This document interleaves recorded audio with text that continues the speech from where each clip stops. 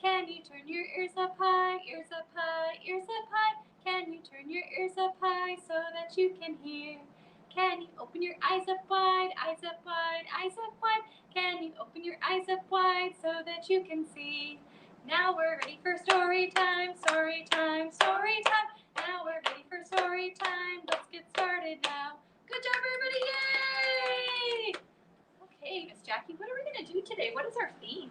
Today's theme is all about one of my favorite things, food, right? All about food. So we have some fun stories for you. We have a fun felt, and we wanted to start off with some fun jokes. We found some really funny jokes. We thought they were funny, so hopefully you do too. All right, so our first one is, are you guys ready? Can you guess? Can you answer it? What do you call a potato with glasses? What do you think? A spectator! That's a good one. All right, I have one. So why did the pig stop sunbathing? Why? Because he was baking in the sun. Ooh. Get it? What happens when ice cream gets angry? Ooh. It has a meltdown. Oh, no. Poor ice cream. All right, and our final joke for you. What do French fries do when they meet after a long time? What do you think they do? Well, they catch up, of course. Ooh, I love ketchup. Good one. Those are some corny jokes. Get it? Corny. Another food pun. All right, my friends. Are we starting with our first book? Shall we start? Yeah, what are we going to read today, Miss Jackie? Well, the first book that we're going to do is How Martha Saved Her Parents from the Green Beans. Ooh. How many of you like green beans? Raise your hand.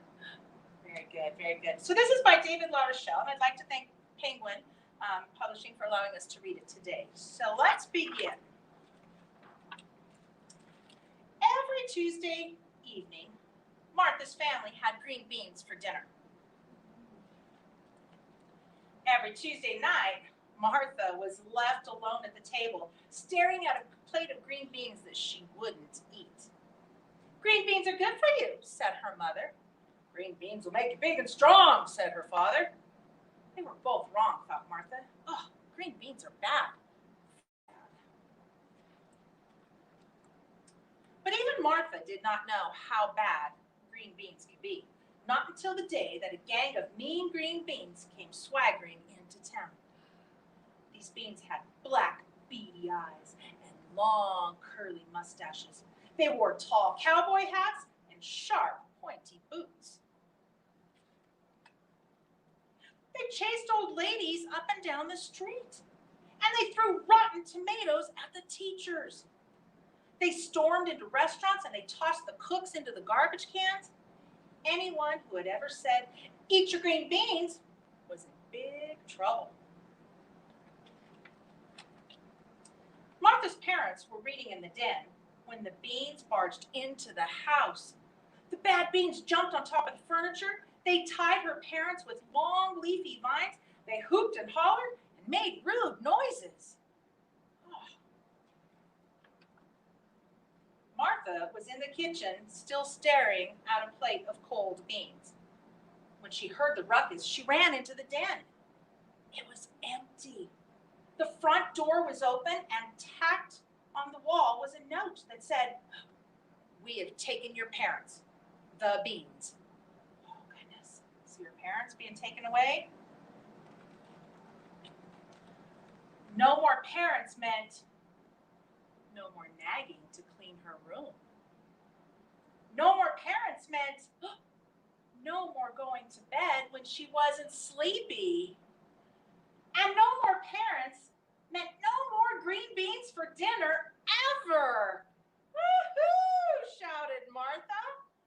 She threw her plate of cold green beans right out the window, and then she grabbed a box of cookies and settled on the couch to watch her favorite movies long past her bedtime. Oh, Martha was happy, skateboarding through the house, jumping on the couch cushions, but not really. She missed her parents and she wanted them back. So by morning, she knew what she had to do. She marched out of the house and she followed a trail of leaves that led her to a cave. Outside the cave, she saw her mother and father tied to a rock. They were surrounded by hundreds of green beans, laughing, dancing, and singing off key. "Give me back my parents," shouted Martha. The beans didn't even look at her. "Untie them right now." The beans only snickered. So she said, "Let my parents go or I will." "Or you will what?" said the beans. "Or I will eat you," said Martha. The air grew cold. The singing and dancing stopped. The leader of the beans, he stepped forward and he spat on the ground and he said, "You will not eat us," with an evil sneer. "You've never eaten a green bean in your life." And he took a step closer, and then another, and then another. And with every step, the bean seemed to grow larger. He climbed onto the rock and he looked Martha in the eyes. "You're too much of a coward to eat a green bean," he said. Martha's legs, they felt like melting butter. She wanted to run home and hide beneath her bed, but instead, she pinched her nose, opened her mouth, and swallowed that bean in one big gulp. And the other beans gasped. They couldn't believe it.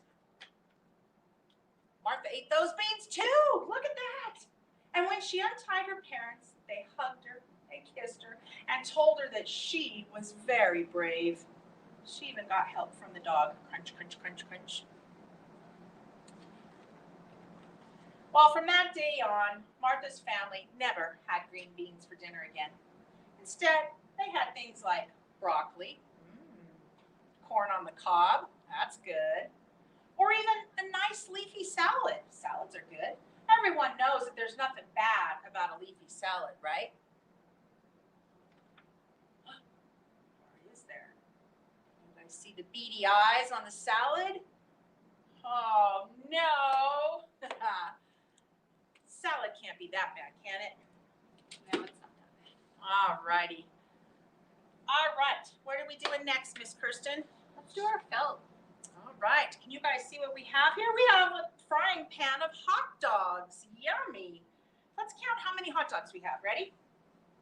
1, 2, 3, 4, 5. So we've got 5. Let me see your 5s. There we go. Good job. So hold your other hand out like a frying pan.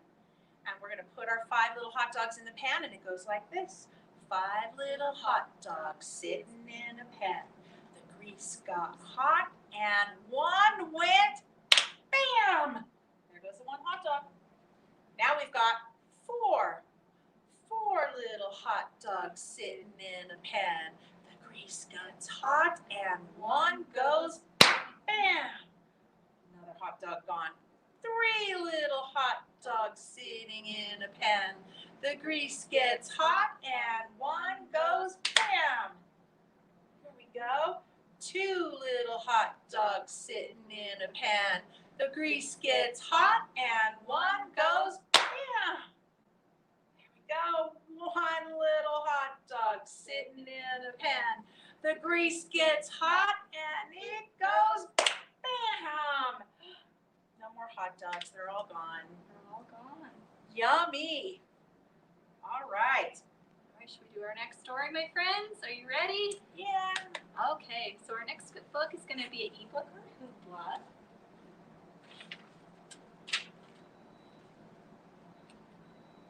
We're going to thank Harper and Collins for allowing us to read it today. And it's called Woodpecker Wants a Waffle by Steve Bren.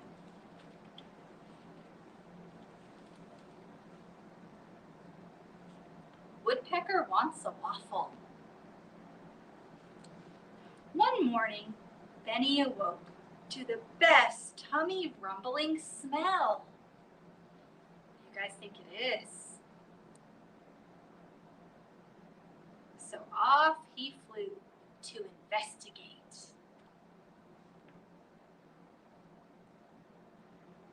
Waffle, he read. What in the world is a waffle? The waffles smelled good. The waffles looked good. The waffles must taste good too, thought Benny. I want waffles, he declared. Benny politely pecked on the front door. But instead of waffles, he got the boot. Bap! Oh no, poor Benny. Next, he tried to sneak in.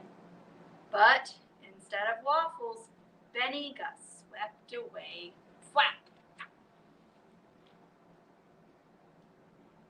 Benny tried a number of creative disguises. But instead of waffles, he was tossed in the trash. Swoosh!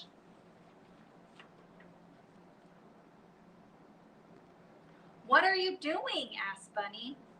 I'm wishing for waffles, said Benny. The animals started laughing. Ha ha ha! That's ridiculous, Bunny said. One by one, the other animals chimed in.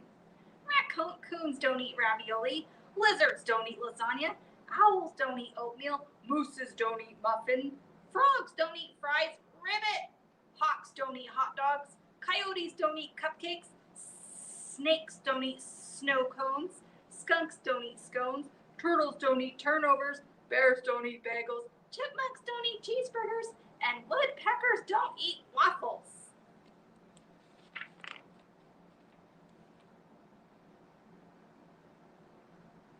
Well, why not? Benny asked. Why not? The animals grumbled, chirped, croaked, and whispered. They thought and thought and thought and thought.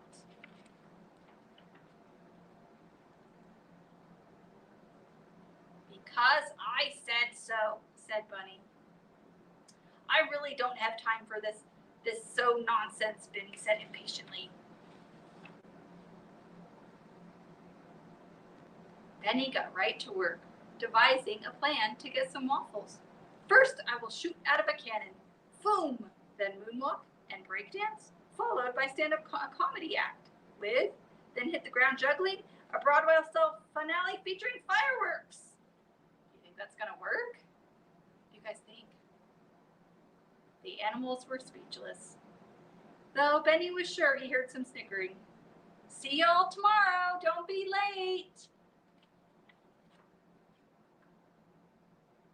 The next morning, the animals gathered in the field by the diner to catch Benny's big show. No one was late. No one except Benny.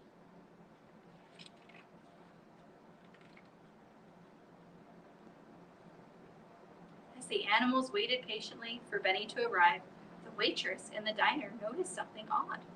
The customers noticed something strange too.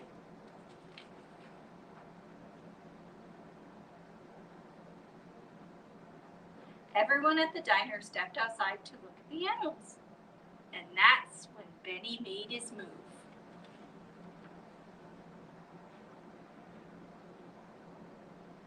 Sweet, said Benny. That was a good one. I hope you guys enjoyed our story. All right.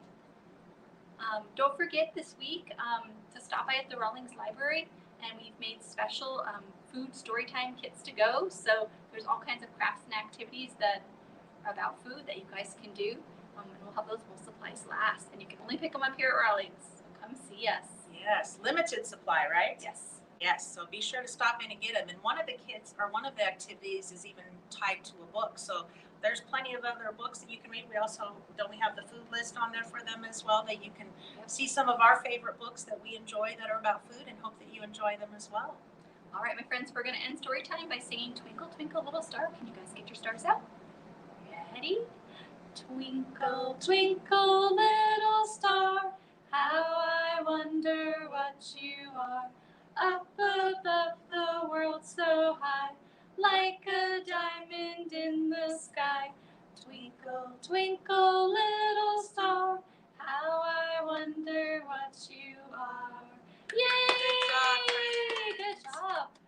Thanks for joining us, friends. Have a wonderful, safe rest of the week, and we will see you again.